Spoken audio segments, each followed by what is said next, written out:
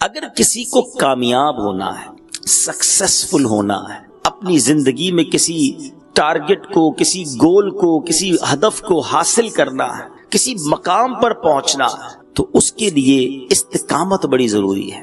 اور یہ صرف دین کے معاملات میں نہیں، کسی کو دنیا میں ترقی کرنی ہے، کسی کو کاروبار میں ترقی کرنی ہے، کسی کو جناب کسی بھی فیلڈ میں ترقی کرنی ہے، اس کے اندر استقامت کا ہونا بڑا ضروری ہے۔ کچھ لوگ ہوتے ہیں ایک کام تھوڑا سا کرتے ہیں، پھر دوسرا کرتے ہیں، پھر تیسرا کرتے ہیں، پھر دوبارہ پہلا والا کرتے ہیں، ساری زندگی ایسا لگتا ہے راؤنڈ اباؤٹ ہی گھوم رہے ہوتے ہیں، کسی مقام پر نہیں پہنچتے، کسی مرتبے پر نہیں پہنچتے، کوئی اسپیشل کام نہیں کر پاتے۔ اب جیسے ماشاءاللہ دعوت اسلامی والے موجود ہیں، ہمیں اسلامی بھائی بھی یہ سوال کرتے رہتے ہیں کہ جناب استقامت کیسے ملے؟ اور استقامت جو ہے وہی راستہ ہے کامیابی کا، کسی جگہ پہنچنے کا۔ اور آخرت کے لیے استقامت، دین میں استقامت، ایمان پر استقامت، یہ کتنی ضروری ہے۔ قرآن مجید اور احادیث میں نبی پاک علیہ الصلوۃ والسلام کے فرامین ہمیں ملتے ہیں، اور پھر صحابہ کرام نے استقامت کے ایسے ایسے مظاہرے کیے، اولیاء کرام نے دین پر استقامت کے ایسے ایسے کام کر دکھائے کہ آج پڑھیں تو عقلیں حیران ہو جاتی ہیں۔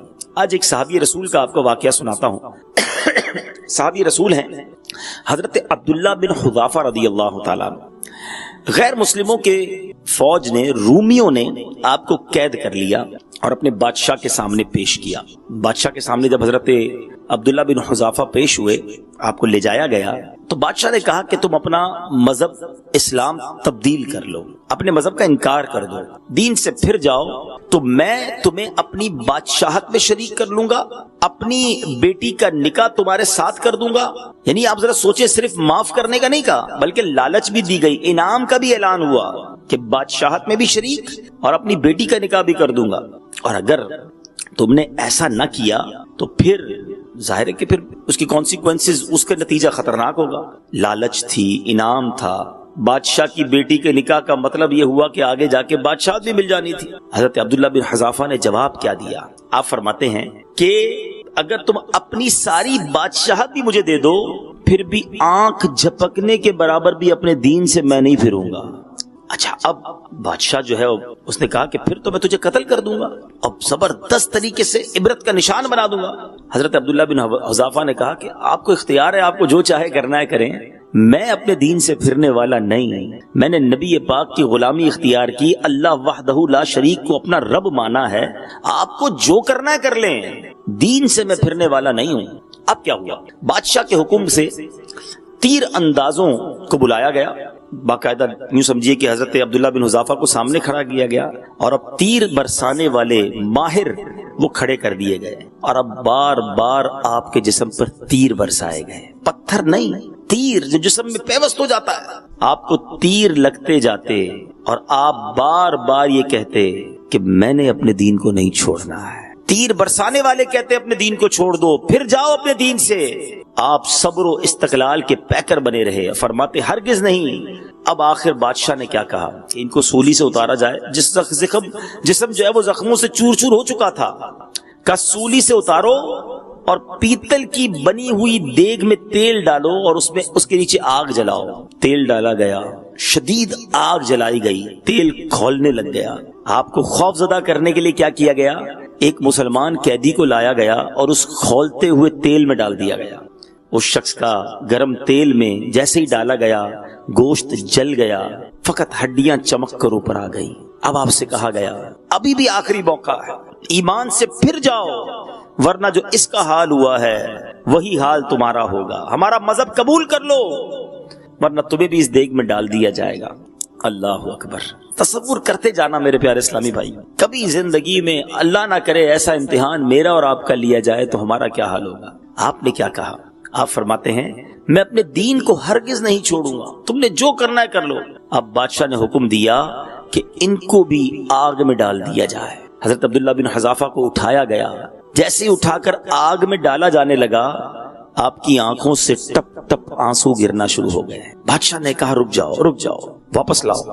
وہ سمجھا کہ اب آگ میں، اس دیگ میں جانے کے خوف کی وجہ سے اب آپ کو زندگی سے محبت ہے، پیار ہے، غم ہو رہا ہے، رو رہے ہیں، تو کہا کہ کیا وجہ ہے؟ اب احساس ہو گیا تمہیں زندگی کتنی قیمتی ہے، اب آنسو بہ رہے تمہارے، ابھی بھی موقع ہے، بتاؤ پھر جاؤ اپنے دین سے۔ اللہ اکبر۔ حضرت عبداللہ بن حذافہ کیا کہتے ہیں؟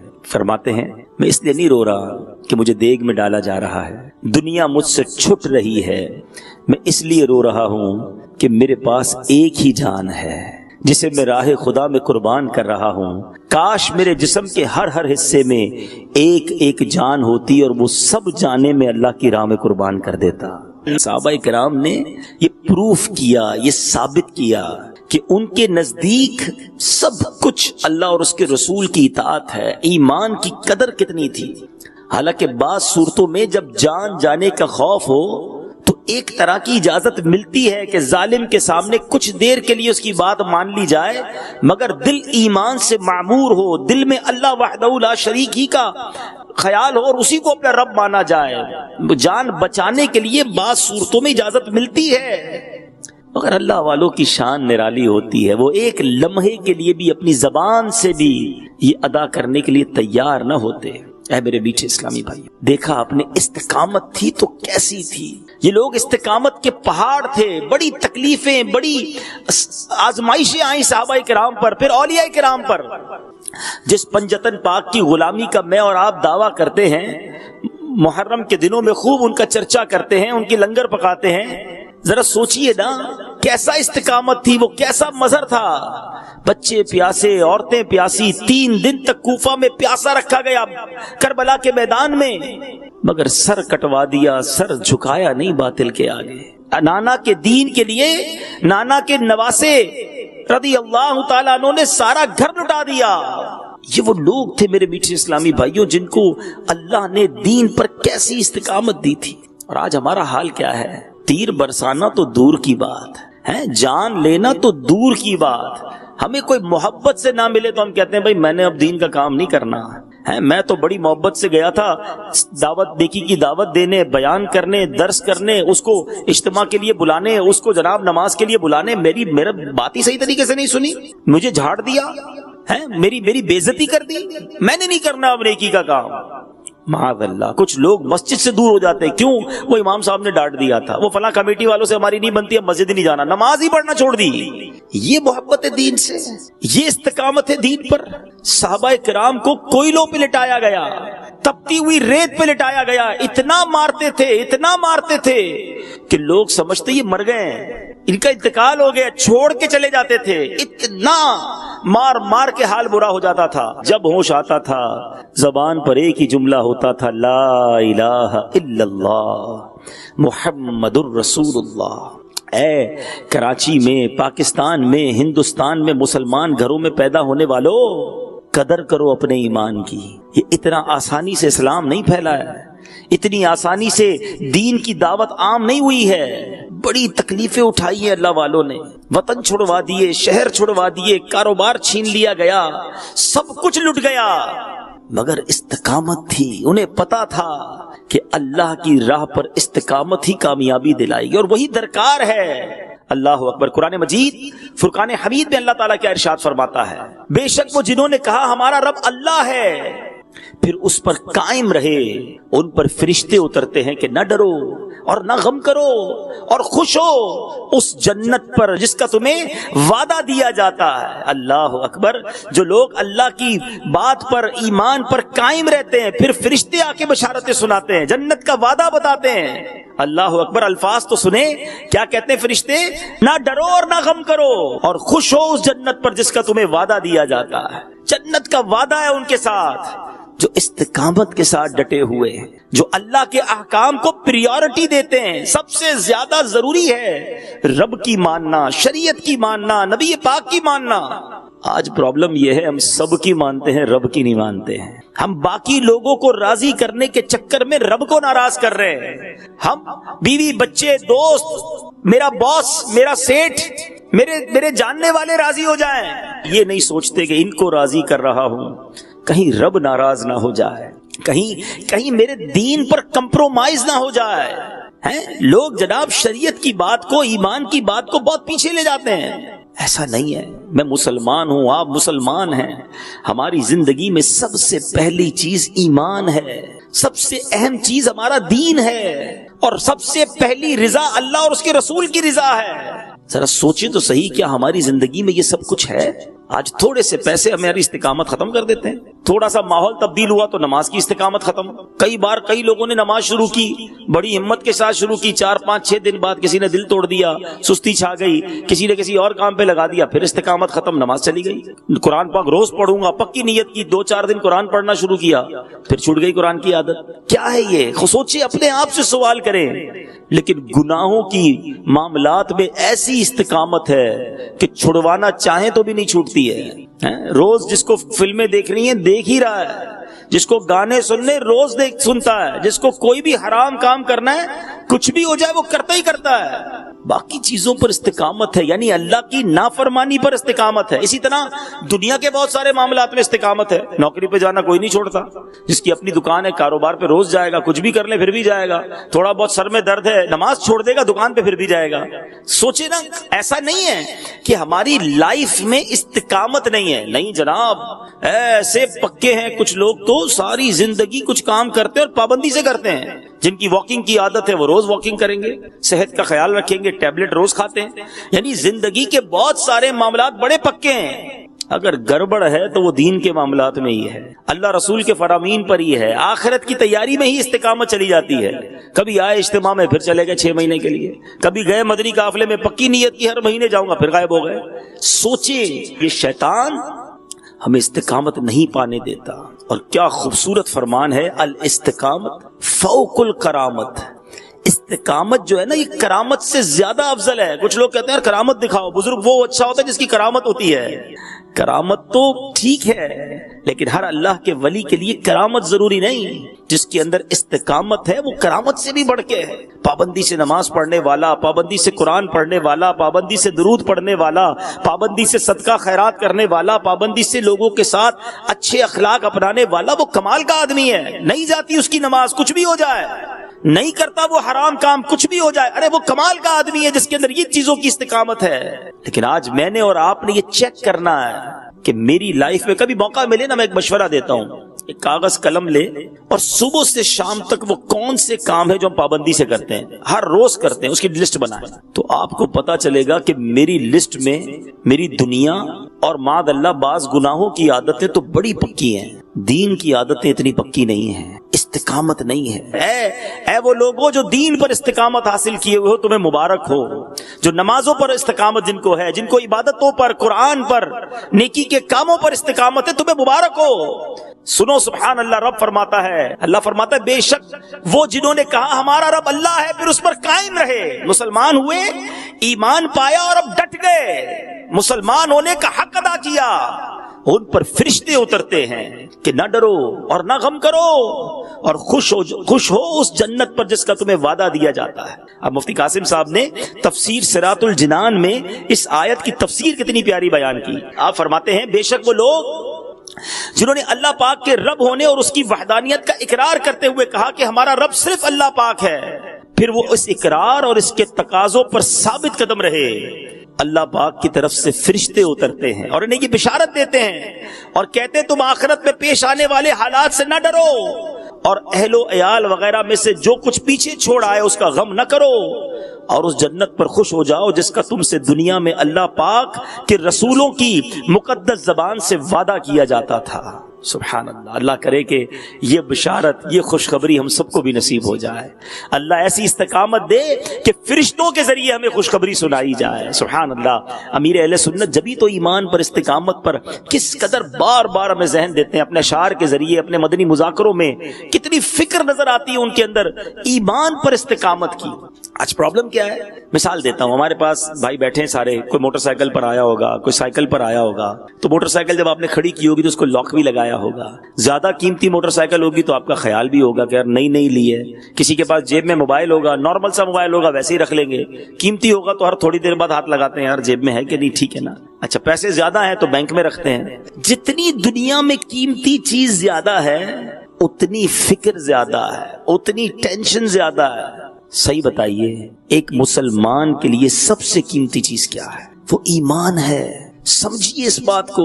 لیکن کبھی ایسا ہوا کہ میں نے تھوڑی دیر بعد مجھے خیال آئے کہ یا اللہ میرا ایمان سلامت رہے گا کہ نہیں؟ کبھی رات کو جس طرح کسی کی نئی گاڑی ہو اور باہر کھڑی ہو تو وہ گھر سے باہر کر کے دیکھ رہا ہوتا ہے, یہ گیلری سے دیکھ رہا ہوتا ہے گاڑی ٹھیک ہے کہ نہیں. کبھی اس طرح رات کو بستر سے اٹھ گئے گھبرا کر کہ یار میرا ایمان میرے پاس رہے گا کہ نہیں, سلامت رہے گا کہ نہیں, اللہ سے دعائیں مانگی. دیکھیں جس چیز سے محبت ہونا, جس چیز کی حفاظت کی فکر ہو, وہ آپ کی میری دعا میں ضرور شامل ہوتی ہے. بچوں سے پیار ہے تو بچوں کی صحت کی دعا ضرور کریں گے آپ, مال سے پیار ہے تو مال کی برکت کی دعا کریں گے, گھر سے محبت ہے تو گھر میں برکت کی, یعنی جس چیز کی امپورٹنس ہے اس چیز کی دعائیں ضرور ہم کرتے ہیں. تو اب سوال کر لیں اپنے آپ سے, ایمان پر کتنی دعائیں کرتے ہیں؟ کیا روز میری نماز میں, میری دعاؤں میں میرے ایمان کی حفاظت ہے, اس کی دعا ہے؟ اللہ کے حبیب صلی اللہ تعالیٰ علیہ وسلم کی دعا سنیے. حالانکہ نبی پاک وہ ہیں جن کے صدقے مجھے اور آپ کو ایمان ملا ہے. ان کے قلب اقدس کی تو حالت یہ ہے کہ ان کے قلب, ان کے دل پر پڑنے والے نور کی برکت سے ہمارے دل منور ہوا کرتے ہیں. شاعر لکھتے ہیں نا, تیرے صدقے میں آقا سارے جہاں کو دین ملا. آقا کے صدقے سب کو دین ملا ہے نا.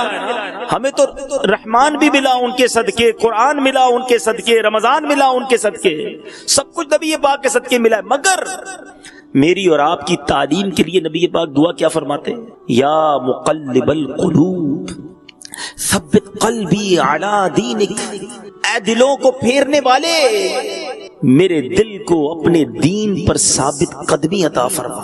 سوچئے نبی پاک دعا کر رہے ہیں اور میں اور آپ کتنی دعا کرتے ہیں. امیر اہل سنت کے کتنے اشعار ہیں. ایک بڑا خوبصورت آپ کا شعر ہے نا, آپ لکھتے ہیں یا الہی کرے سی عنایت دے دے ایمان پر استقامت,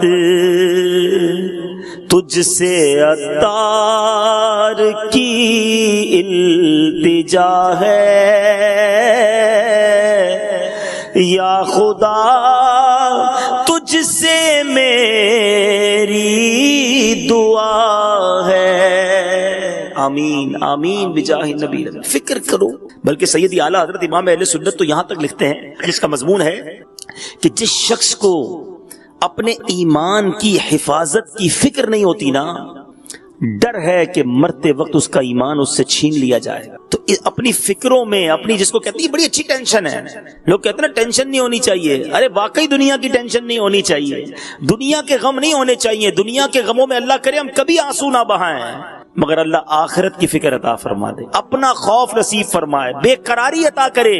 نبی پاک کے عشق میں کاش رونا نصیب ہو جائے, کیونکہ اس رونے میں بھی لطف ہے, اس ٹینشن میں بھی مزہ ہے, اس بے قراری میں بھی قرار ہے نا. بات عجیب سی, بے قراری میں قرار کیسے آ گیا؟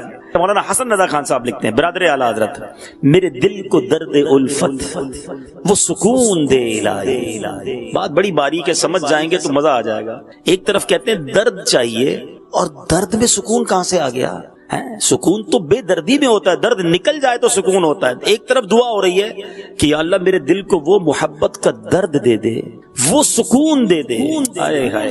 یہ خاندان اعلیٰ حضرت کا حصہ ہے. وہ کہتے ہیں میرے دل کو درد الفت وہ سکون دے الہی, میری بے قراریوں کو نہ کبھی قرار آئے, یعنی میں بے قرار ہی رہوں نبی پاک کی یاد میں. دنیا کے مال کے لیے نہیں, دنیا کی مشکلوں کے لیے نہیں. اللہ مجھے دنیا کے غموں سے بچا لے اور اپنا اور اپنے حبیب کا غم نصیب فرما دے. ایک اور جگہ سیدی اعلیٰ حضرت لکھتے ہیں نا, جان ہے عشق مصطفیٰ روز فزوں کرے خدا, جس کو ہو درد کا مزہ نازے دوا اٹھائے.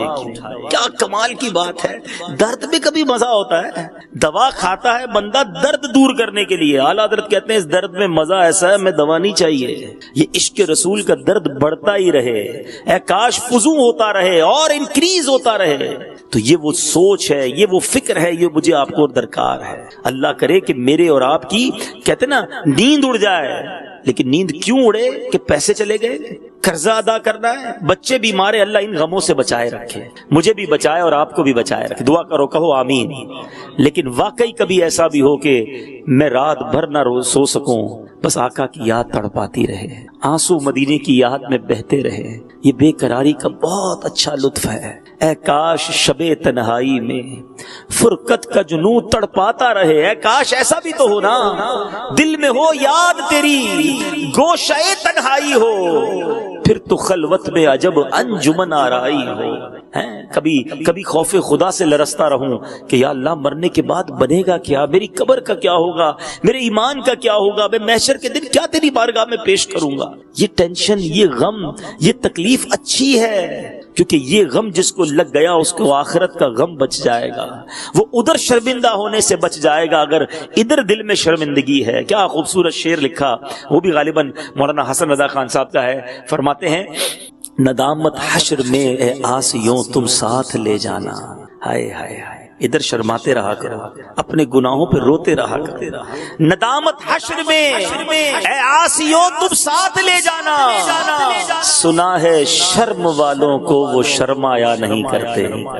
جو شرم والے ہیں، جو ادھر ہی روتے رہتے ہیں، جو ادھر ہی نادم رہتے ہیں، ادھر بچ جائیں گے۔ جو ادھر جیدار ہیں، نہیں جناب کچھ نہیں ہوتا، میں گناہ کرتا ہوں تو کیا ہوا، سارا پاکستان گناہ کرتا ہے، سارے ہی لوگ گناہ کرتے ہیں، ایسے نہیں ہونا چاہیے۔ کسی کے گناہوں کو نہ دیکھو، اپنے آپ کو مانو کہ میں سب سے برا ہوں، میرے گناہ بہت زیادہ ہیں، میرا بنے گا کیا، میرے ایمان کا کیا ہوگا۔ فکر کریں اپنے ایمان کی حفاظت کی اور استقامت پانے کی فکر کریں۔ اللہ مجھے بھی استقامت عطا فرمائے اور آپ کو بھی دین پر استقامت نصیب فرمائے۔ اور اس میں ایک اور بات یاد رکھیں، کسی کے پاس گارنٹی نہیں ہے۔ ماشاءاللہ اسلامی بھائی بیٹھے ہیں، طلباء بیٹھے ہیں، ہو سکتا ہے علماء بھی بیٹھے ہوں۔ اگر میں دیندار بن گیا، چہرے پہ داڑھی آ گئی، سر پر امامہ آ گیا، 5 وقت نمازی بن گیا، دین کی دعوت دینے والا بن گیا، او جناب میری تو واہ واہ بڑی ہے، میں تو دیندار کہلاتا ہوں، اب سیٹسفائی ہو گیا کہ اب تو بس ایمان سلامت ہو گیا۔ نہیں، بڑے بڑے علماء، ارے میری اور آپ کی اوقات کیا ہے؟ جس پیر صاحب کے دامن سے وابستہ ہے نا، پیران پیر شیخ عبد القادر جیلانی، غوث پاک کا مرتبہ یہ ہے کہ غوث پاک کے بارے میں آتا ہے، علماء فرماتے اللہ نے وہ مرتبہ دیا ہے، آج بھی اگر کسی کو ولایت ملتی ہے تو غوث پاک کے در سے ملتی ہے۔ ہماری آپ کی اوقات نہیں۔ بریلی کے تاجدار لکھتے ہیں، سر بھلا کیا کوئی جانے کہ ہے کیسا تیرا، اولیاء ملتے ہیں آنکھیں وہ ہے تلوا تیرا۔ یہ مرتبہ ہے غوث پاک کا، مگر سیدی غوث اعظم ایک بار کہتے ہیں، لوگ کہہ رہے ہیں آج عید کا دن ہے، عید کا دن ہے۔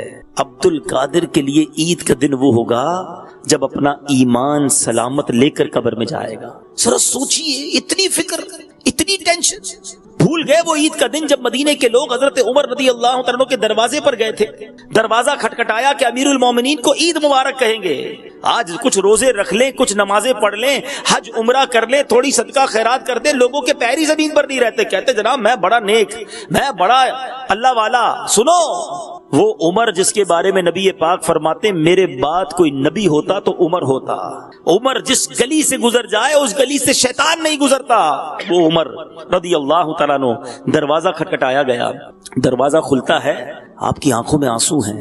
اہل مدینہ کہتے ہیں امیر المومنین عید کا دن ہے، عید کے دن بھی کوئی روتا ہے، آج آپ کی آنکھوں میں آنسو کیوں ہیں؟ کیا فرمایا؟ فرماتے عید تو ان لوگوں کے لیے ہے جنہیں یہ پتا ہو کہ ان کے روزے قبول ہو گئے، عبادتیں قبول ہو گئی۔ عمر یہ نہیں جانتا کہ اس کی عبادتیں قبول ہوئیں یا اس کے منہ پہ مار دی گئی، محروم کر دیا گیا۔ یہ ٹینشن، یہ فکر، یہ بڑی اچھی ہے، یہ محبوب ہے، یہ اللہ والوں کا طریقہ ہے۔ ہمیں کیا ٹینشن ہے؟ کاروبار کا کیا ہوگا، نوکری کا کیا ہوگا، پیسوں کا کیا ہوگا، بچوں کا کیا ہوگا۔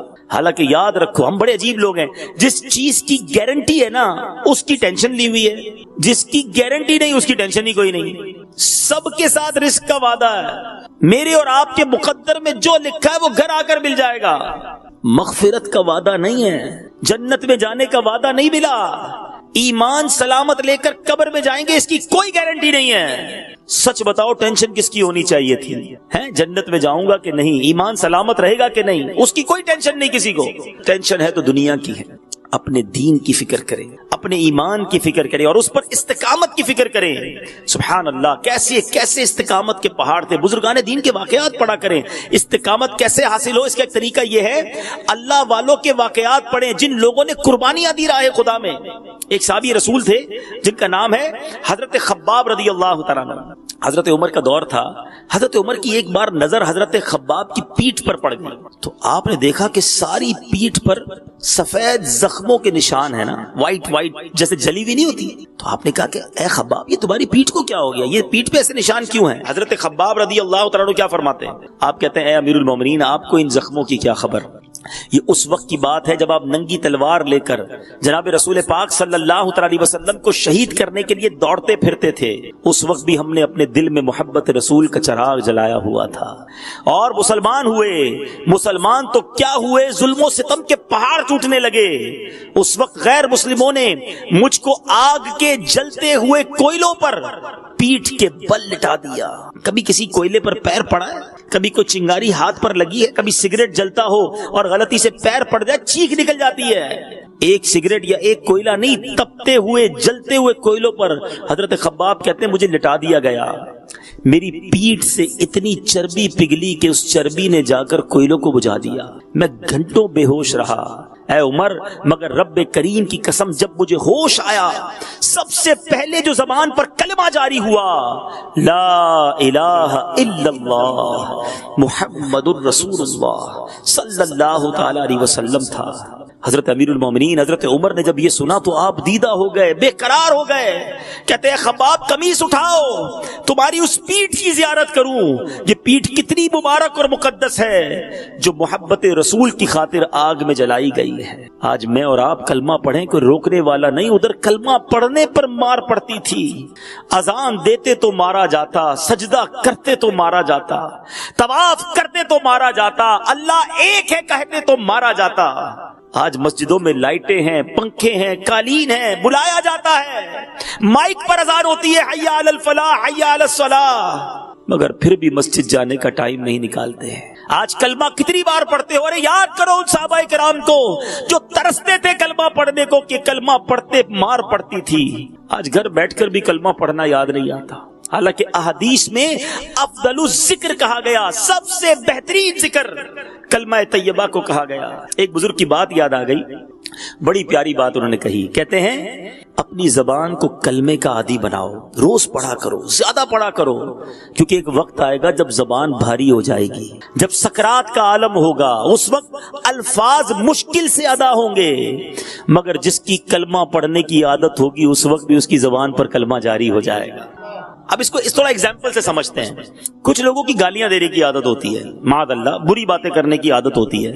اب ایسے لوگ جب کہیں گاڑی میں جا رہے ہوتے ہیں، موٹر سائیکل پہ جا رہے ہوتے ہیں اور اچانک کوئی گاڑی سامنے سے نکلتی ہے اور بریک لگانا پڑتا ہے، ایکسیڈنٹ سے بچتے ہیں، ان کی زبان پر کیا نکلتا ہے؟ ان کی زبان پر اس وقت بھی گالی نکلتی ہے. جھٹکا لگتا ہے تو وہی نکلتا ہے جو اندر ہوتا ہے. اور ماشاءاللہ جن کی زبان پر کلمہ یا رسول اللہ یا غوث اعظم بزرگوں کی باتیں ہوتی ہیں، اگر ایسی کوئی کیفیت ہوتی بھی ہے، اچانک سے بریک بھی لگتا ہے، تو الحمدللہ ان کی زبان پر کلمہ پاکی جاری ہوتے دیکھا، یا رسول اللہ کی صدا بلند ہوتے دیکھی، یا غوث اعظم زبان سے نکلتے دیکھا.